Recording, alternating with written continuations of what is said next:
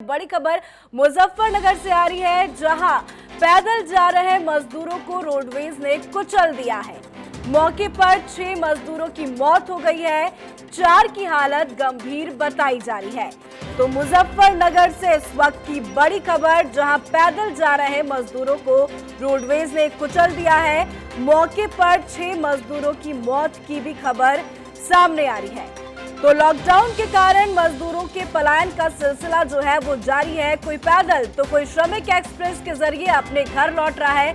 ऐसे में दर्दनाक खबर सामने आ रही है मुजफ्फरनगर से, जहां पैदल जा रहे मजदूरों को रोडवेज ने कुचल दिया है, जिसमें 6 मजदूर की मौत की खबर सामने आ रही है। वहीं 4 की हालात नाजुक बनी हुई है।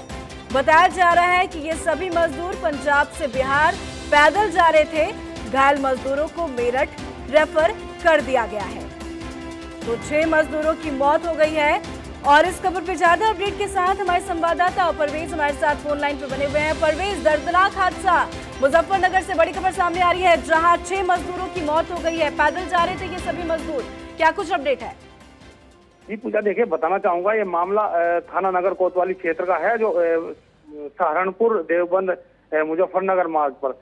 ये पंजाब से सैकड़ों जो मजदूर थे पंजाब से, ये बिहार और मध्य प्रदेश की ओर जा रहे थे। और जैसे ये सहारनपुर से मुजफ्फरनगर में दाखिल हुए तो पीछे से रोडवेज बस आ रही थी। ये 10 जो मजदूर थे, 10 मजदूरों का जत्था एक अलग था। तो रोडवेज बस ने रात के अंधेरे में इनको प्रवेश पर क्या वजह क्या बताई जा रही है? क्या रोडवेज बस जब रात को चल रही थी तो ड्राइवर को नजर नहीं आया, या क्या ऐसी वजह थी जिस वजह से ये दर्दनाक हादसा हो गया? ये पूरी तरह से जो प्रशासनिक अधिकारी है इनकी लापरवाही है। इसमें जो ट्रक जो बस के ड्राइवर हैं उनकी प्रॉपर चेकिंग नहीं की जाती। और ये ड्राइवर जो बताया जा रहा है शराब के नशे में धुत था, इसने देखने का प्रयास नहीं किया और ये पूरी स्पीड से इसको बस को दौड़ाए ले जा रहा था। और ये जो मजदूर थे ये धीरे धीरे अपने गंतव्य की ओर बढ़ रहे थे, लेकिन इनको वहीं पर इस बस ने कुचल दिया। उसके बाद इसने भागने का प्रयास किया। इसमें बस में 2 लोग और सवार थे जो बाद में हमें मिले, हमने उनसे भी जानकारी ली। वे उस समय सो रहे थे, मगर जब आगे जाकर पुलिस ने इस बस को पकड़ा तो पकड़ने के बाद जो बताया गया कि ड्राइवर द्वारा के नील गाय, जो जंगली गाय होती, नील गाय बस के आगे आ गई थी। इसको नहीं बताया कि इसने लोगों को कुचला है, मजदूरों को कुचला है जो अपने घर जा रहे थे। जी मतलब प्रवेश, ये ड्राइवर की तरफ से कहा जा रहा है कि नीलगाय को बचाने के चक्कर में उन्होंने मजदूरों को कुचल दिया और उन्हें नजर नहीं आया। ऐसे में तो बहुत बड़ी लापरवाही है। जी पूजा, देखिए जो 2 लोग जो सवार थे, जब उनकी झटके से नींद टूटी तो उनको बताया कि आगे नील गाय थी। उनको ये नहीं बताया कि बस के आगे जो 10 लोग कुचल दिए गए हैं। उसने उन लोगों को गुमराह करने के लिए बताया और उसके बाद वे लोग भी पैदल मुजफ्फरनगर की ओर बढ़े थे। जी प्रवेश, बहुत बहुत शुक्रिया। तो बड़ी लापरवाही सामने आई है, जिस तरीके से 6 मजदूरों की रात में मौत हो गई, जबकि कई मजदूर जो हैं वो घायल भी बताए जा रहे हैं। तो मुजफ्फरनगर से बड़ी खबर, जहां पैदल जा रहे मजदूरों को रोडवेज ने कुचल दिया है। मौके पर 6 मजदूरों की मौत भी हो गई है।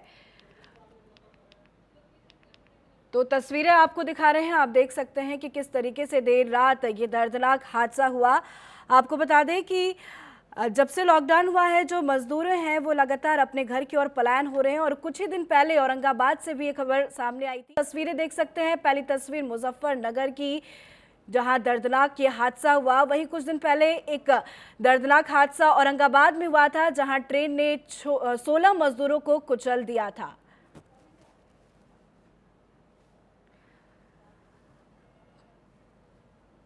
तो लगातार जो दर्दनाक तस्वीरें आ रही है वो हम आपको दिखा रहे हैं। सीधा चलते हैं हमारे संवाददाता नरेंद्र के पास, जो इस वक्त हमारे साथ लाइव बने हुए हैं। नरेंद्र, अभी कुछ दिन पहले ही ये खबर सामने आई थी, जहां ट्रेन ने 16 मजदूरों को कुचल दिया था। दर्दनाक हादसा, और एक बार फिर से आज ये अपडेट सामने आई है, जहां एक बार फिर से दर्दनाक हादसा हो गया है, जहां बस ने मजदूरों को कुचला है। तो कहीं ना कहीं प्रशासन की लापरवाही मानी जाए या मजदूरों की लापरवाही मानी जाए कि वो देर रात भी सफर कर रहे हैं?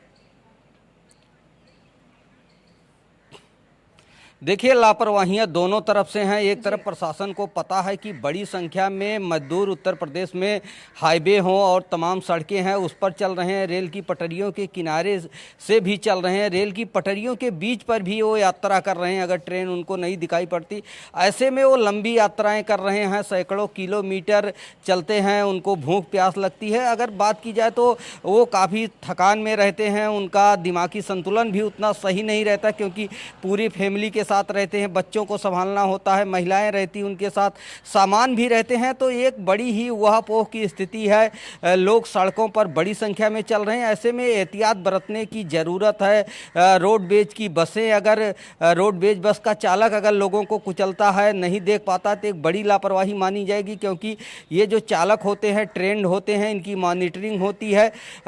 अब देखने वाली बात ये होती है कि अगर बसें ज़्यादा देर तक चालक चलाता है या नशे की हालत में रहता है, नींद की हालत में रहता है, तो ऐसे एक्सीडेंट होते हैं। अगर सड़क पर भीड़ है या जो मजदूर जा रहे हैं वो गलत दिशा से घूम जाते हैं या खुद वो लापरवाही करते हैं, तब ऐसे हादसे होते हैं। उत्तर प्रदेश में कई जिलों में ऐसे हादसे हुए हैं, दर्जनों लोगों की अब तक सड़क हादसों में मौत हो चुकी है। राजधानी लखनऊ में भी शहीद पथ पर हादसा हुआ था, छत्तीसगढ़ के मजदूर जा रहे थे, अपने परिवार के साथ कुचला गया था, उसमें मौतें हुई थी। तो इस तरीके से देखा जाए तो मजदूर अपनी जान बचाने के लिए अपने घरों की तरफ पलायन कर रहे हैं।